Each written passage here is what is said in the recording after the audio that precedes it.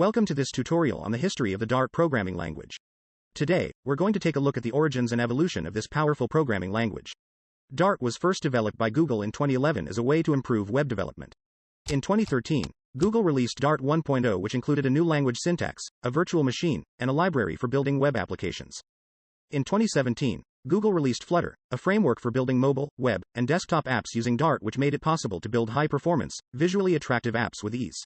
In 2018, Google released Dart 2, a major update to the language with improved type inference, stronger type checking, and new libraries for building web applications. Today, Dart is open source, actively developed, and has a big community of developers. It's considered a first-class language for building web and mobile apps. That's it for this tutorial. I hope you found it informative. Thanks for watching. For more videos like this, subscribe to the channel and hit the like button.